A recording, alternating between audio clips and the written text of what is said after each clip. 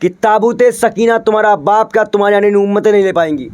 आज मूसा अलैहिस्सलाम को भी तुमको शर्म आ रही है कि ये कैसी उम्मत हमने दे दी जो हमारे अल्लाह के नाफरमानी कर रहे हैं, हमारे अल्लाह की बात की नाफरमानी कर रहे हैं। तो क्या ये फिरौन नहीं है? क्या इजरायली फिरौन नहीं है?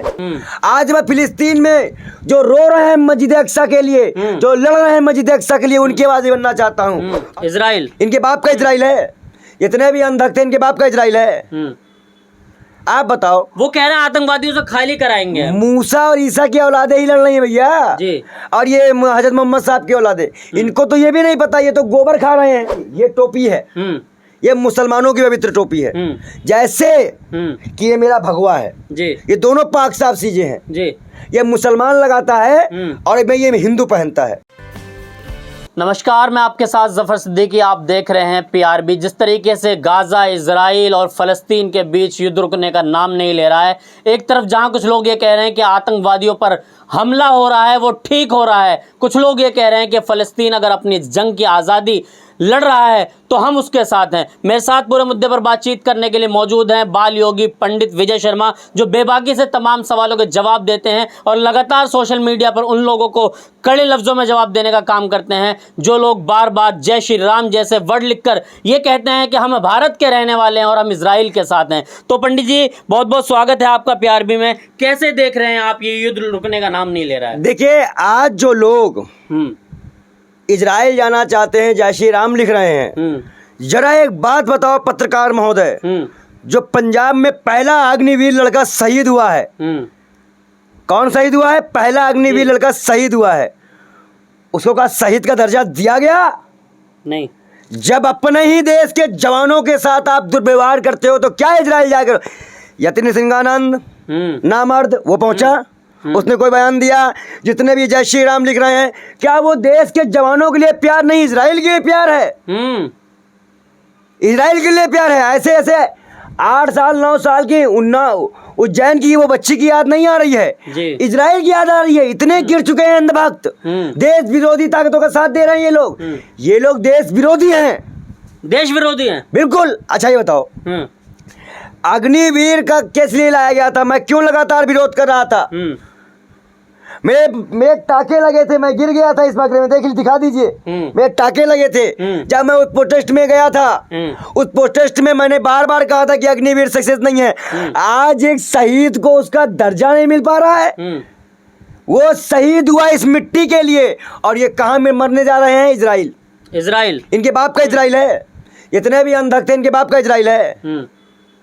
आप बताओ। वो कह रहे हैं आतंकवादियों से खाली कराएंगे। मूसा और ईसा की औलादे ही लड़ रही है भैया जी। और ये हजरत मोहम्मद साहब की औलादे, इनको तो ये भी नहीं पता, ये तो गोबर खा रहे हैं। इनको तो ये भी कौन गोबर खा रहा है?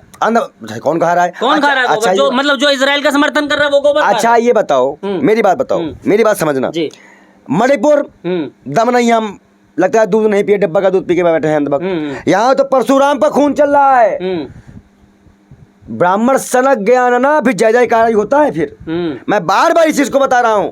आज पूरे विश्व में हमने अपना मैसेज पहुंचाने में कामयाब हो गए कि हिंदुस्तान कभी भी नफरत का समर्थन नहीं करता, उसमें मेरा नाम भी शामिल है। मैं बहुत खुश हूँ देश की जनता से कि कम से कम मेरी आवाज पहुंची, तो आवाज उस बच्चे के लिए, अग्निवीर बच्चे के लिए भी आवाज मैं पहुंचाना चाहता हूँ। आज मैं फिलिस्तीन में जो रो रहे हैं मस्जिद अक्सा के लिए, जो लड़ रहे हैं मस्जिद अक्सा के लिए, उनकी आवाज बनना चाहता हूँ। और इन इजरायली फिलिस्तीनियों से कहना चाहता हूँ कि ताबूते सकीना तुम्हारा बाप का तुम्हारे यानी उम्मतें नहीं ले पाएंगी। आज मूसा अलैहिस्सलाम को भी तुमको शर्म आ रही है कि ये कैसी उम्मत हमने दे दी जो हमारे अल्लाह के नाफरमानी कर रहे हैं, हमारे अल्लाह की बात की नाफरमानी कर रहे हैं। तो क्या ये फिरौन नहीं है? क्या इजरायली फिरौन नहीं है? क्योंकि मिट्टी के पुतले को ही सलाम नहीं किया था। लेकिन लोग तो अल्लाह के कहने पर बात मत करा करो, अंधभक्तों तक बात पहुंचाओ। बार बार मैं कह रहा हूँ उन वक्तों तक बात पहुंचाओ, नहीं तो वो 9 दिन कन्या पूजेंगे और उसके अगले दिन बलात्कार हो जाएगा तो बोलेंगे भी नहीं अगर भाजपा का आदमी होगा तो। इन तक पूरे मुद्दे पहुंचाओ कि देश में हिंदू धर्म क्या है, मुसलमान धर्म क्या है, ईसाई धर्म क्या है। अभी कर्नाटक का मर्डर आया था जी, क्या सारे सरदार खालिस्तान नहीं हमारे देश के? क्या उन्होंने बलिदान नहीं दिया है? बिल्कुल। क्या वो सेवा नहीं करते हैं? हम अपने इंडिया के सरदारों पे गर्व करते हैं। अपने इंडिया के मुसलमानों पे गर्व करते हैं, अपने इंडिया के सनातनियों पे गर्व करते हैं, पर अंधभक्तों पे नहीं। अंधभक्त सभी कौम से हो सकते हैं, मुसलमान भी हो सकता है, हिंदू भी हो सकता है, दलित भी हो सकता है, आदिवासी भी हो सकता है पंडित जी। लेकिन अगर पीड़ित होने की बात करो, जैसे इजराइल पीड़ित है, आज उनकी आवाम पीड़ित है, वैसे इस देश में भी 3 कौमें बहुत पीड़ित है। पहला का नाम आदिवासी, दूसरे का नाम दलित, तीसरा मुसलमान। बहुत पीड़ित का ये कौमें हैं। इजराइल वाले हालात है इनके बेटियों को कुचल दिया जा रहा है, मार दिया जा रहा है, मिटा दिया जा रहा है। और ये बताइए, अगर ये कहते हैं, मैं कह रहा हूँ कुरान पढ़ लो, तीन सिंहानंद पढ़े लिखे हैं, हिंदी में कुरान आती है, पढ़ लो। उसके बाद अगर तुम क्वेश्चन उठाओ, देखो जो मुसलमान तुमको दिखे कि उस चीज को मान रहा है, वो मुसलमान उसको मानो, नहीं तो बन्ना मुसलमान मानना छोड़ दो, मत मानो। गलत बोले हैं। अगर कोई मुझे हिंदू मानेगा तो मेरे धर्मों से तो मानेगा। अगर नवरात्रि की पूजा हुई और नवरात्रि में धानु भगत ने अपना सिर दिया, बलि चढ़ाई, तो क्या उसके सिर में नारियल नहीं चढ़ता है? ये माता रानी का मंदिर है, ये माता रानी का दिन है, लेकिन क्या उन्हीं बहनों को बेइज्जत नहीं किया गया मणिपुर में? पंडित जी, क्या कोई वहां गया? नहीं गया। कोई निगनंद गए? क्या और बाबा गए? क्या और भी नेता गए? क्या प्रधानमंत्री गया? क्या अमित शाह गया? बेशर्मो चला लो, कोई नहीं गया। तो इजराइल का समर्थन कर रहे हैं। तो मैं वही कह रहा हूँ कि अपना घर बचा लो मेरे भैया। मैं बार बार वही कह रहा हूँ। मुझे कहा जाता है कि बताइए, ये टोपी है, ये मुसलमानों की पवित्र टोपी है, जैसे कि ये मेरा भगवा है जी, ये दोनों पाक साफ चीजें हैं जी। ये मुसलमान लगाता है और मैं ये हिंदू पहनता है, हम इसको नहीं पहन सकते। अच्छा, ना कोई मौलाना भगवा पहन सकता है। लेकिन पंडित जी, पिछले भाईचारे की बात आ जाए, आवाम की बात आ जाए, अगर कोई पॉलिटिशियन है, देखो शर्तें क्या होती, सुन लो, सनातन और कुरान की शर्तें क्या हैं। अगर ये चीज नहीं मालूम होगी मौलाना पंडित को ना, तो गड़बड़ कर देंगे। जैसे अभी मदनी साहब ने कर दिया था, मदनी साहब ने बुलाया था ना, मैं बता रहा हूँ, यति रसिंगानंद से पूछो, क्या वो आज तक किसी दलित परिवार के घर गए, किसी दलित परिवार का एक भी मुद्दा उठाए? अंकिता भंडारी के पास गए, हाथरा सुन्ना हो गए, अब आज उत्तर प्रदेश के मुख्यमंत्री को गाली दे रहे हो।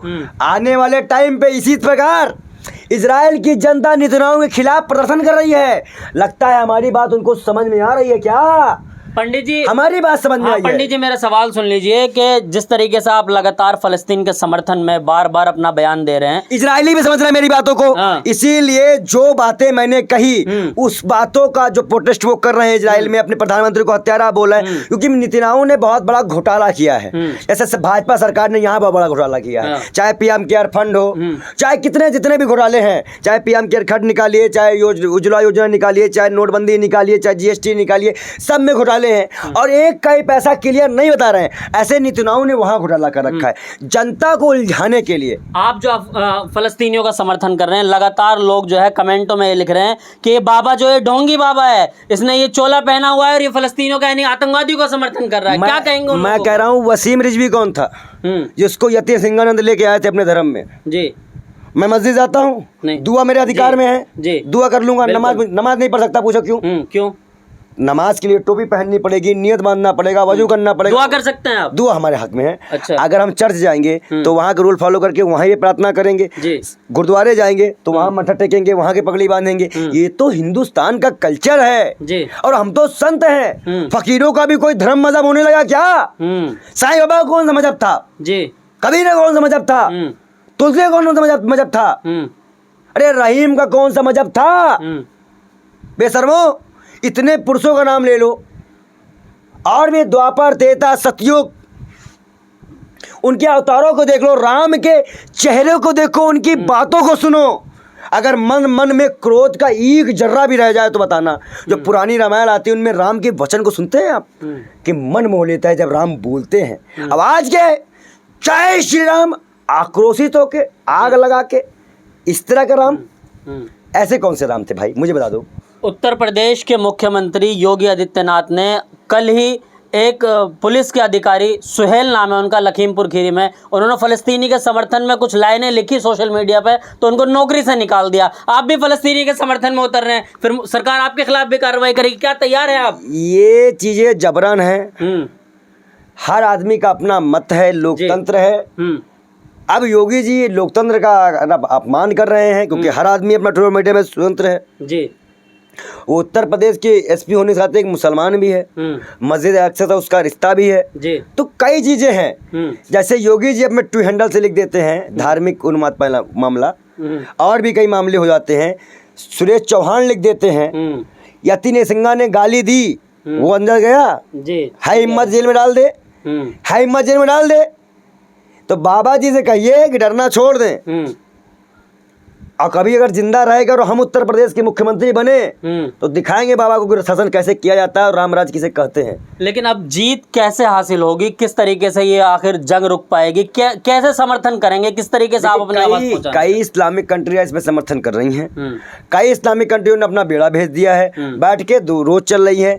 और ये अगर युद्ध रुकेगा तो शांति है, नहीं तो इजराइल को अब अपने समय पे जाना पड़ेगा, अपने पीछे जाना पड़ेगा, नहीं तो इजराइल को छोड़ना पड़ेगा। अच्छा, फलस्तीनियों के साथ हैं आप? बिल्कुल। मस्जिद अक्सा के समर्थन में हैं? बिल्कुल। अरे मेरे भैया क्यों नहीं, मैं बार बार कह रहा हूँ वो मस्जिद अक्सा बहुत, जब काबा का पता नहीं था तो लोग उसी की तरफ सर करके नमाज पढ़ा करते थे, बड़ा मान्य है उस मस्जिद का। वहाँ कई नबियों के पैरों के पैर पड़े हैं भाई, वो मस्जिद बहुत पाक साफ है। और आज जब जुमे की नमाज के दिन ये ऐलान हुआ कि जहाँ मस्जिद में मैं पहुँचा, अपने लोगों से मिला, बात की, हमने हिम्मत दी कि हम फिलिस्तीनियों के साथ हैं, तो क्या ये गलत है? क्यों फिर अगर ये गलत है तो क्या उमा भारती जो घूमने जाती है मुसलमानों वो कर रहे हैं, वो क्या नाम उनका था जो चाकू तेज करने की बात कर रही थी, क्या नाम है, सौदी प्रज्ञा जी, वो ठीक था? या जो प्रधानमंत्री मिस्र जाके बोले कि मेरा रिश्ता है, वो ठीक था? या वो जो उन्होंने बोला कि अल्लाह के नबी का नाम आता है, क्या ये ठीक था? तो कई चीजें आपको देखनी और समझनी होगी। अगर हम मुसलमान का फेवर करें तो हम आतंकवादी कहलाते हैं, और ये लोग अगर मुसलमानों का फेवर करें तो ये राष्ट्रवाद हो जाता है। तो ये दोगुना नीति कब तक? लेकिन ये तो कहा जा रहा है कि फलस्तीन में जो लोग हैं वो मुसलमान नहीं आतंकवादी है, आप आतंकवादी का समर्थन कर रहे हैं। मैं कह रहा हूँ किसी की जमीन है, उसी का घर, वो आतंकवादी है। बड़े दोगले लोग इंसान यार बोल रहे हैं। तो मतलब अंग्रेज बोलेंगे हम लोगों को आतंकवादी, क्योंकि उनके लिए तो हम आतंकवादी थे। क्या नमूने की बात है? ये मेरा देश है भाई, मैं यहाँ रह रहा हूँ, मैंने देश के लोगों ने आज़ाद कराया है, तो कैसे आतंकवादी हो गया भाई? मैं जवाब दीजिए, पूछिए इनसे। तो मैं वही कह रहा हूँ बार बार, ये झूठ प्रवंडा है, इस पर बात की जाएगी, लेकिन इजराइल हारेगा, फिलिस्तीन की विजय होगी। मैं एक बात फिर कह दूं, ये नवरात्रि चल रही है, व्रत चल रहे हैं लोगों के, आप देखिएगा फिलिस्तीनियों के, औरतों के, बच्चों के आंसू जाया नहीं जाएंगे, इजराइल को हार माननी पड़ेगी। धन्यवाद। ये थे हमारे साथ पंडित विजय शर्मा जी, जिन्होंने बेबाकी से तमाम सवालों के जवाब दिए। लेकिन जो लोग अलग तरीके से कमेंट कर रहे हैं, यानी कि जो लोग उनको आतंकवादी बता रहे हैं, उनके बारे में इन्होंने कहा कि वो अगर अपनी आज़ादी की लड़ाई लड़ रहे हैं तो उनका आतंकवाद होना कहाँ तक ठीक है। लेकिन इन्होंने ये भी बताया कि नवरात्रि का पर्व चल रहा है, अब लोग दुआएं करेंगे और फ़लस्तीन जो है वो कहीं ना कहीं अपनी जीत हासिल करेगा। इस तरह की तमाम अपडेट्स के लिए जुड़े रहिए और देखते रहिए PRB। धन्यवाद।